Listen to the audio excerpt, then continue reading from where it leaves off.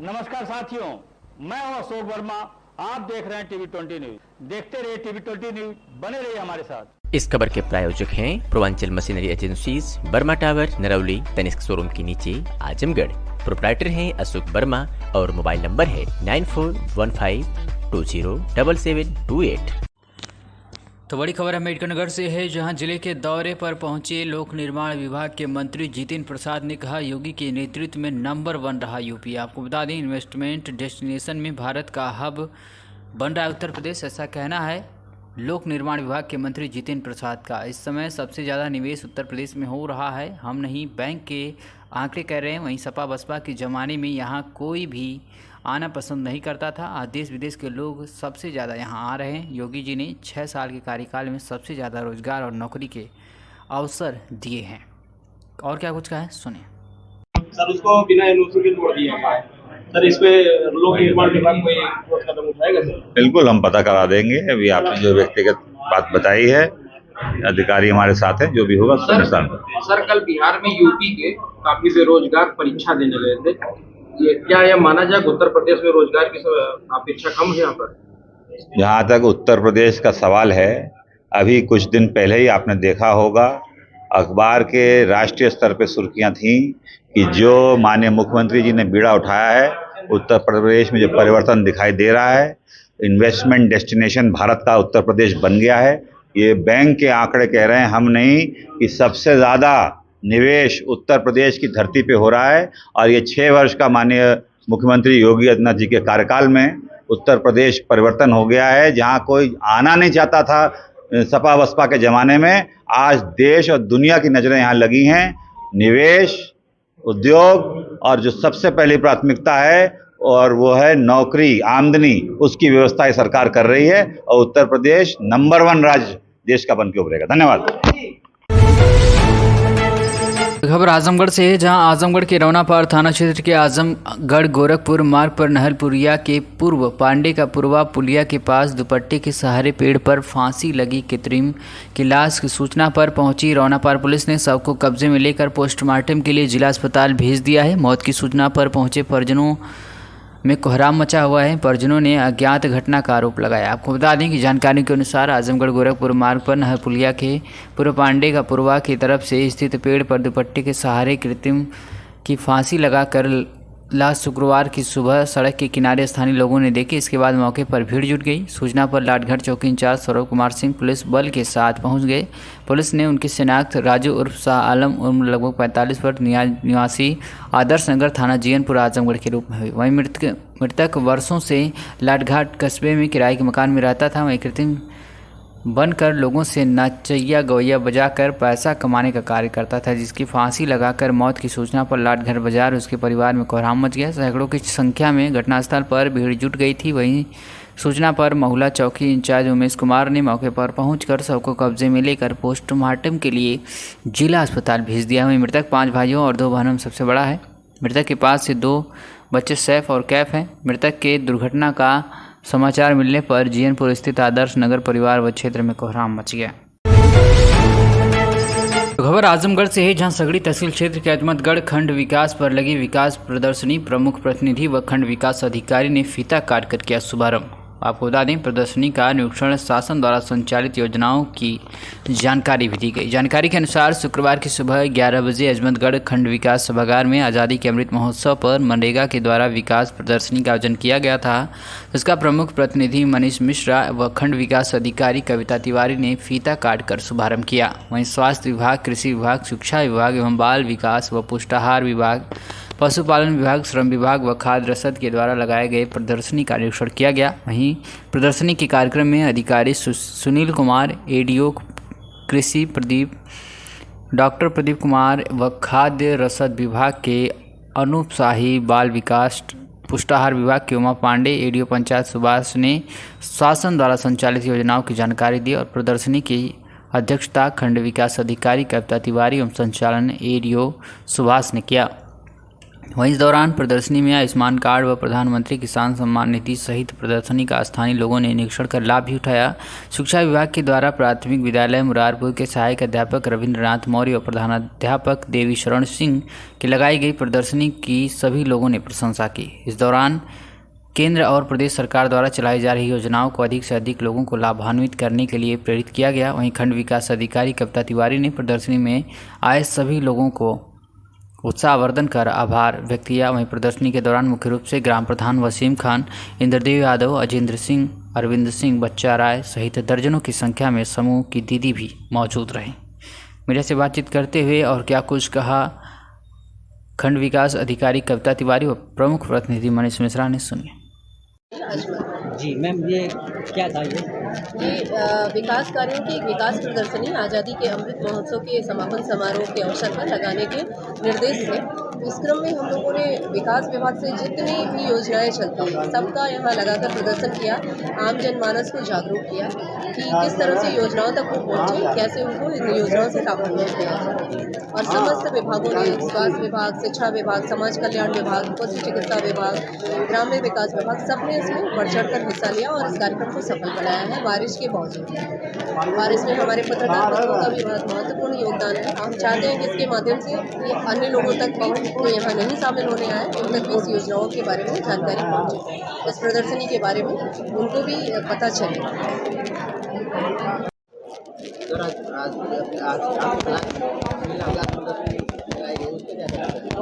आज अहमदगढ़ विकास खंड में विकास प्रदर्शनी के माध्यम से जो सरकार की जो महत्वपूर्ण योजनाएं हैं उसको प्रदर्शित किया गया, लोगों तक जन जागृति के माध्यम से लोगों तक बताया गया और बहुत सारे प्रधान, क्षेत्र पंचायत साथी और सामान्य समूह की महिलाएं, गांव से अन्य जनमानस आया, इस प्रदर्शनी में बढ़ चढ़ के हिस्सा लिया और सरकार की जितनी महत्वपूर्ण योजनाएं उसका लाभ लेने का।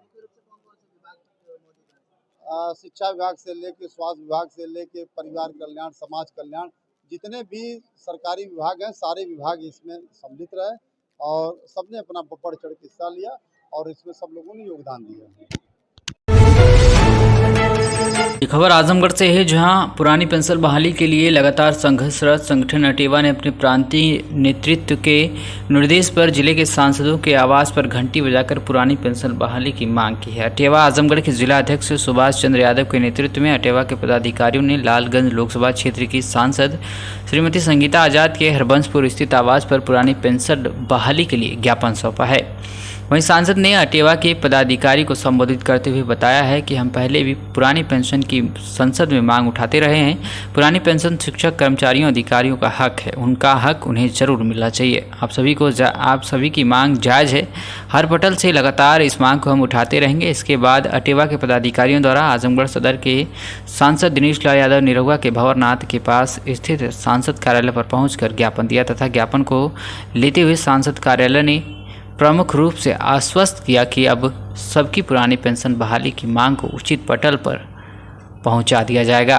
मैं आपको बता दें कि इस मौके पर दीपक, आदित्य, अजय मौर्य, जेसी गौतम, सतीश पटेल, ब्रजेंद्र शर्मा, विद्यासागर श्रवण, अशोक पन्नालाल, रमेश सूर्यभान चौहान, बीना गौतम, अंशु राय, विनोद नंदलाल मौर्य, सुनील जनार्दन, संजय अवधेश, शहनवाज, दिनेश, सूर्यभान, दीनदयाल, राकेश, आलोक, गुलाब चौरसिया, बद्री गुप्ता, धर्मेंद्रनाथ सिंह, बिंदु यादव सहित अटेवा के सैकड़ों पदाधिकारी उपस्थित रहे। कर्मचारियों की बुढ़ापे की लाठी ही नहीं होती है, उनका फ्यूचर भी होती है। आज उनको अगर पेंशन मिलती रहती तो उनके बच्चे भी उनको पूछते हैं, उनकी सेवा होती है। उनके जाने के बाद उनका जो लाइफ पार्टनर होता है उसको भी उसके परिवार के लोग उससे सुरक्षित महसूस करते हैं, उसको पूछते हैं, आगे उसकी सेवा भाव करते हैं। इसलिए पुरानी पेंशन सिर्फ आपका हक नहीं, आपका अधिकार है जो आपको मिलना चाहिए और ये सरकार को अनिवार्य होना चाहिए कि आपको ये पुरानी पेंशन को बहाल करें। और मुझे जब भी मौका मिलेगा, चाहे जैसे भी मौका मिलेगा, मैं पुरानी पेंशन बहाल करने में सरकार को मजबूर करूंगी कि वो आपकी पेंशन को बहाल करे। अटेवा के सभी बंधुओं को मेरा प्रणाम, नमस्कार। आप लोगों की पुरानी पेंशन की मांग की तकलीफ को मैं समझ सकती हूँ, क्योंकि मैं खुद एक कर्मचारी की बेटी हूँ। जी ने भी MTNL में कई बरस तक सेवा की है, MTNL से वो रिटायर्ड थे, तो आप लोगों की समस्या तो मैं भली भांति समझ सकती हूँ। इसलिए आप लोगों की आवाज़ मैंने जब भी सदन चला है, जब भी मुझे बोलने का मौका मिला है, चाहे वो बजट सेशन रहा हो, चाहे वो 0 आवर रहा हो, चाहे वो अन्य मुद्दे उठाने का जब भी मुझे मौका मिला है, मैंने पूरी कर्मठता से आप लोगों की आवाज़ को सदन तक पहुँचाने का काम किया। जिंदाबाद जिंदाबाद। और आगे भी हम मजबूर कर देंगे इस सरकार को कि आप लोगों की पुरानी पेंशन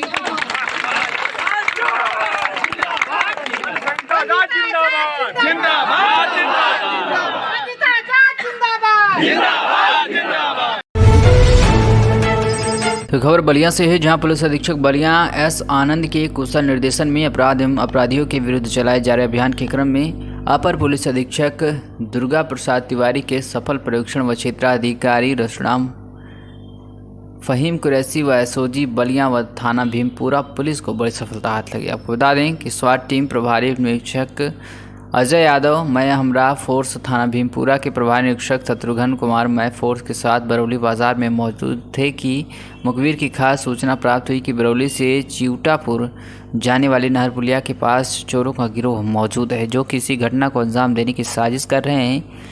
इस सूचना पर थाना भीमपुरा व एसओजी की संयुक्त टीम को नहर पुलिया के पास पहुंचे तो पुलिस टीम को आते हुए देखकर उनमें से एक व्यक्ति के द्वारा पुलिस टीम पर फायर कर दिया गया। पुलिस टीम द्वारा अपना बचाव करते हुए 4 नफर अभियुक्तों को, जिसका नाम सागर चौहान पुत्र मायानाथ, ग्राम बढ़हरा, थाना नंदगंज, जिला गाजीपुर, विशाल चौहान पुत्र अमरजीत, साकिन बड़नपुर, थाना सैदपुर, जिला गाजीपुर, राहुल चौहान पुत्र हरिशन चौहान, साकिन बड़नपुर, थाना सैदपुर, जिला गाजीपुर, धर्मेंद्र पुत्र रामजीत, थाना रसूलपुर, साकिन रसूलपुर पचराखी, थाना नंदगंज, गाजीपुर को बरौली से चिउटापुर जाने वाले नहर पुलिया के पास से गिरफ्तार किया गया है।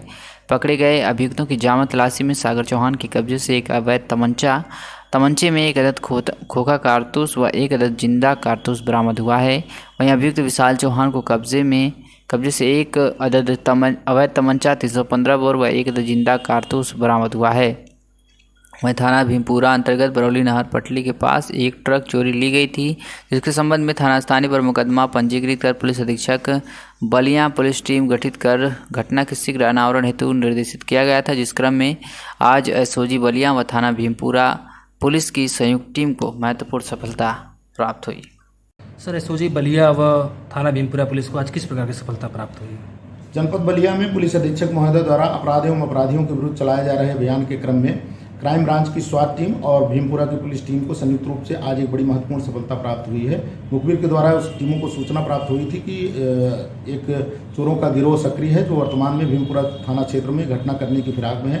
उक्त सूचना पर तत्काल टीमों द्वारा चेकिंग की कार्रवाई शुरू की गई। चेकिंग की कार्रवाई के क्रम में कुल 4 संदिग्ध व्यक्तियों को जब पूछताछ करने के लिए उनसे बात करना शुरू किया गया तो उस 4 व्यक्ति वहां से भागे और भागने क्रम में उनमें से एक व्यक्ति ने पुलिस टीम पर फायर भी किया। पुलिस टीम ने हिकमत अमली का प्रयोग करते हुए उन्हें गिरफ्तार कर लिया। गिरफ्तारी के क्रम में जब उनकी जांच की गई, उनकी तलाशी ली गई तो उनके पास से उनमें से 2 व्यक्तियों के पास से 2 अवैध तमंचा और कारतूस भी बरामद हुए हैं। इनसे जब विस्तृत पूछताछ किया गया तो एक अन्य बड़ी महत्वपूर्ण सफलता प्राप्त हुई है। जनपद बलिया के भीमपुरा थाने में 11/8/23 को एक ट्रक चोरी का अभियोग पंजीकृत किया गया था जो अज्ञात अभियुक्तों के खिलाफ था। पुलिस टीम उसकी भी अनावरण का प्रयास कर रही थी। इन अभियुक्तों ने यह स्वीकार किया कि उक्त ट्रक की चोरी की घटना भी इन्होंने, ये 4 उसमें शामिल थे। इसके अलावा इनके 2 अन्य साथी भी शामिल थे। इन 4 की निशानदेही पर वो ट्रक भी बरामद कर लिया गया है और इनको अब नियमानुसार जो है इनके विरुद्ध सुसंगत धाराओं में अभियोग भी पंजीकृत करके इनको माननीय न्यायालय के समक्ष पेश किया जा रहा है। इनके जो शेष साथी बचे हुए हैं वो जनपद मऊ के रहने वाले हैं और अभी उनकी गिरफ्तारी शेष है और ये जो 4 अभियुक्त पकड़े गए हैं ये जनपद गाजीपुर के रहने वाले हैं। इस प्रकार से बलिया की टीम को एक महत्वपूर्ण अंतर जनपदीय गिरोह को पकड़ने में बड़ी महत्वपूर्ण सफलता प्राप्त हुई है और आगे भी इनसे जो संबंधित लोग हैं, इस अंतर जनपदीय गिरोह संबंधित जो भी अन्य लोग हैं उनके विरुद्ध भी हम कार्रवाई सुनिश्चित करेंगे। धन्यवाद। ये खबर गाजीपुर से है, जहां थाना कोतवाली पुलिस द्वारा एटीएम क्रेडिट कार्ड चोरों के एक गिरोह का भांडाफोड़ करते हुए 2 नफर अभियुक्तों को पुलिस ने गिरफ्तार किया है तथा उनके पास से 52 अदद एटीएम क्रेडिट कार्ड व अन्य कार्ड, 5000 रुपये नगद तथा 1 अदद मोटरसाइकिल बरामद किए हैं। आपको बता दें, गाजीपुर पुलिस अधीक्षक के आदेश के क्रम में अपराध एवं अपराधियों के विरुद्ध चलाए जा रहे अभियान के तहत अपर पुलिस अधीक्षक नगर के कुशल निर्देशन में क्षेत्राधिकारी नगर गाजीपुर के निकट पर्यवेक्षण में दिनांक 25/8/2023 को कोतवाली गाजीपुर पुलिस की टीम द्वारा खोवा मंडी चौराहे पर स्थित हिटाची एटीएम थाना कोतवाली गाजीपुर के पास से एटीएम क्रेडिट कार्ड के चोरों के गिरोह का भांडाफोड़ करते हुए 2 नफर अभियुक्तों को पुलिस ने गिरफ्तार किया है तथा उनके कब्जे से 52 अदद एटीएम क्रेडिट कार्ड एवं अन्य कार्ड, 5000 रुपये नगद तथा 1 अदद मोटरसाइकिल बरामद करने में उल्लेखनीय सफलता प्राप्त की है। गिरफ्तार शुदा अभियुक्त के विरुद्ध नियमानुसार अग्रिम विधिक कार्रवाई की जा रही है। क्या है पूरा मामला? देखिए, आप लोग पहले भी इस तरह की घटनाएं होती रही हैं कि एटीएम लोगों को भ्रमित करके उनका एटीएम बदल के उनसे पैसा निकाल लिया जाता था और इस तरह की पूर्व में बहुत घटनाएं हुई हैं, कई मुकदमे भी लिखे गए, लेकिन इसको ट्रेस करना बड़ा मुश्किल काम होता है कि क्योंकि कहीं कहीं सीसीटीवी में क्लियर फोटो नहीं आती है, कभी कभी सीसीटीवी में बहुत बाद में सूचना मिलती है। तो इस पे काम चल रहा था काफ़ी दिनों से। इसी क्रम में सूचना मिली कि एक एटीएम पे इसी तरह के लोग बदलने के प्रयास में हैं। जब उनको पकड़ा गया, पूछताछ की गई तो उनके पास से 52 एटीएम विभिन्न बैंकों के मिले हैं जो विभिन्न खाता धारकों के हैं। इनके खिलाफ काफ़ी मुकदमे भी हैं, अभी और भी कनेक्ट होंगे, इस पर अभी हमारी जांच जारी है और इनसे जो इससे इन्होंने ट्रांजैक्शन किया है उसके बारे में भी जानकारी की जा रही है और कुछ इनसे पैसे जो मौके बरामद हुए वो सीज किए। मुख्य रूप से करते क्या थे ये लोग? बेसिकली इनका मूल काम तो था इंटीरियर वगैरह का, लेकिन उसी बहाने वो तो पीछे का काम था, सेकेंडरी काम था। मूल इनका काम ये था कि ये एटीएम पे घूम घूम के जहाँ पे मौका लगे, जहाँ पे ऐसे व्यक्ति को ढूंढते थे जो थोड़ा सा एटीएम के बारे में कम टेक्निकल जानकारी रखता हो, ऐसे लोगों को वो ट्रेस करके उनके पीछे लग के और फिर एटीएम पे बदल के पैसा निकालते। ये सर रहने वाले कहाँ की? मूलतः जो है एक गाजीपुर का, लेकिन रहता काफ़ी दिनों से बनारस में ही है। दोनों बनारस के रहने वाले। और भी कहीं नहीं, गाजीपुर के अलावा बनारस में मुकदमे हैं, कुछ मिर्ज़ापुर और चंदौली में भी जानकारी हुई है। अभी उनको हम कनेक्ट कर रहे हैं मुकदमे और मऊ से जहां शासन स्तर पर चिन्हित माफिया तथा IR गैंग 212 का सरगना रमेश सिंह उर्फ काका द्वारा अपराध व अवैध गतिविधियों से अर्जित धन से बना ईंट भट्ठा व कुल लगभग 1,24,00,000 रुपए की कीमती अंतर्गत 14 यूपी गैंगस्टर एक्ट के तहत जब्त किया गया। आपको बता दें, संगठित अपराधियों के विरुद्ध जनपद मऊ पुलिस प्रशासन द्वारा की जाए कार्यवाही के अभियान के क्रम में 25/8/2023 को क्षेत्राधिकारी मधुबन व भारी पुलिस संख्या में पुलिस बल की उपस्थिति में शासन स्तर पर चिन्हित माफिया तथा IR गैंग 212 का सरगना रमेश सिंह उर्फ काका पुत्र रामवृक्ष सिंह निवासी कैथोली थाना सराय लखनसी के विरुद्ध थाना सराय लखनसी में मुकदमा संख्या 232/29 धारा 3 एक गैंगस्टर एक्ट पंजीकृत है, जिसके द्वारा अपराध व अवैध गतिविधियों से धन से अपने सगे साले ललन सिंह पुत्र स्वर्गीय शिववचन सिंह निवासी पांडुहरी थाना हल्दरपुर जनपद मऊ की पत्नी सुनैना के नाम से ग्राम मुस्तफाबाद थाना हल्दरपुर मऊ में स्थित 521 रकबा 891 हेक्टेयर में LSE उद्योग LS मार्का ईंट भट्ठा अनुमानित कीमत आयु लगभग 75 लाख रुपए व भट्ठे पर मौजूद 7 लाख ईंटें अनुमानित कीमत लगभग 49 लाख रुपए 1,24,00,000 रुपए को अंतर्गत धारा 14(1) के यूपी गैंगस्टर एक्ट के तहत कुर्क किया है। आपको बता दें कि रमेश सिंह उर्फ काका के विरुद्ध विभिन्न जनपदों में कुल 67 अभियोग पंजीकृत हैं। और आजमगढ़ से है, जहां गुलामी का पूर्वा मोहल्ले में जल निगम के सीवर पाइपलाइन बिछने के बाद बनी सड़क सभासद समेत ने कलेक्ट्रेट को सौंपा ज्ञापन। आपको बता दें कि पिछले कुछ दिनों से लगातार हो रही बारिश के चलते खराब सड़कों से लोगों में काफ़ी परेशानियों का सामना देखना पड़ रहा है। आपको बता दें, इसी क्रम में आजमगढ़ शहर की गुलामी का पूरा मोहल्ले में खराब सड़क के चलते कीचड़ होने से लोगों को भारी परेशानी हो रही है। इस संबंध में सभासद समेत अन्य ने कलेक्ट्रेट पहुंचकर ज्ञापन सौंपा है। गुलामी का पूरा सभासद शैलेंद्र कुमार गौतम के अनुसार 1 वर्ष पूर्व जल निगम के द्वारा किसी कार्यदायी संस्था के माध्यम से उनके क्षेत्र में सीवर पाइपलाइन बिछाने का कार्य किया गया था, लेकिन तभी से सड़क की मरम्मत नहीं हो सकी। 1 वर्ष से लगातार जल निगम के अधिकारियों को यहाँ से दौड़ भाग करते रहे, लेकिन कोई सुनवाई नहीं हुई। अंत में बारिश के चलते वहाँ लोगों को भारी परेशानी का सामना करना पड़ा है। इसी संबंध में वह कलेक्ट्रेट पहुंचकर डीएम को ज्ञापन सौंपे हैं, जहां पर उन्हें आश्वासन मिला है कि जल निगम के माध्यम से उसको ठीक कराया जाएगा। इस मौके पर सभासद चंद्रशेखर चौधरी, सभासद महताब कुरैशी उपस्थित रहे। मीडिया से बातचीत करते हुए क्या कुछ कहा सभासद शैलेंद्र कुमार गौतम ने, सुनिए। अपना परिचय बताओ। जी, मैं शैलेंद्र कुमार गौतम, सभासद गुलामी पूरा। आज क्या मामला है, क्या गिरफ्तारी कर रहा है? मामला ये है कि हमारे यहाँ जल निगम द्वारा किसी कार्यदायी संस्था को ठेके पे सीवर लाइन कार बिछाने का दिया गया था। वो 1 वर्ष पहले सीवर लाइन तो लगा दिए हैं, लेकिन जो रास्ता ख़राब है उसको मरम्मत कार्य नहीं कराएं। इसके लिए हमने कई बार एक्शन साहब को, जेई साहब को पिछले 1 साल से मैं दौड़ रहा हूँ, इस पर कोई भी कार्रवाई नहीं हो रही है। इसी संबंध में हम लोग जिलाधिकारी महोदय के पास आए हैं ज्ञापन देने। क्या आश्वासन दिया? आश्वासन जिलाधिकारी महोदय ने कहा इसको तत्काल कार्रवाई में डलवा दे रहे हैं और ये निर्माण कार्य हो जाएगा। मेरी साहब को बोल भी दे रहे हैं, एक्शन साहब को बोल।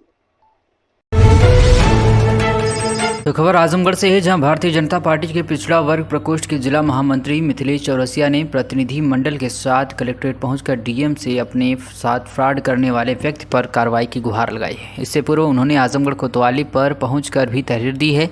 आपको बता दें, बीजेपी पिछड़ा वर्ग प्रकोष्ठ के जिला महामंत्री मिथिलेश चौरसिया के साथ ब्रजेश दुबे ने जो किया कि भारतीय जनता पार्टी व मोर्चा के पूर्व प्रदेश कार्यकारिणी समिति के सदस्य रह चुके हैं, उन्होंने भी कार्रवाई की मांग की है। वहीं मिथिलेश चौरसिया के अनुसार उनके परिचित राजेश चौरसिया, जो कि अराजी बाग के निवासी हैं, उन्होंने सहारा बैंक में बचत खाता खुलने के नाम पर वर्ष 2019 में उनका अकाउंट खुला दिया था। इसके बाद प्रतिदिन 50-50 रुपये करके अकाउंट में जमा करने के नाम पर लेते रहे। जब उन्होंने रसीद या कुछ प्रमाण के लिए कहा तो टालमटोल कर दिया। 2 वर्ष तक उन्हें पैसा जमा कराया और जब पैसे के लिए उन्होंने जांच की तो पता चला कि राजेश चौरसिया सारा पैसा हड़प गए हैं। इस बारे में राजेश चौरसिया से मोबाइल से बात की तो उन्होंने गाली गलौज की, वहीं पैसे की लेन देन की बात भी कबूली। इसकी ऑडियो क्लिप उनके पास मौजूद है। पीड़ित ने मामले की कार्रवाई की मांग की है।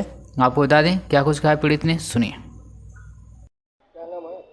मिथिलेश चौरसिया, भाजपा जिला महामंत्री, पिछड़ा वर्ग मोर्चा, आजमगढ़। क्या मामला है, क्या गिरफ्तारी कर रहा है? हमारे ही समाज के, चौरसिया समाज के अराजी बाग निवासी राजेश चौरसिया पुत्र स्वर्गीय रामविलास चौरसिया जी द्वारा सहारा बैंक में बचत खाता खोलने के नाम पर सन 2019 में हमारा खाता खोला गया और 50 रुपये का डेली वेज 2 साल उन्होंने वसूली किया। और बीच बीच में जब भी हमने उनसे रसीद और पासबुक की मांग की तो उन्होंने कहा कि आप विश्वास करिए, मैं दे दूंगा।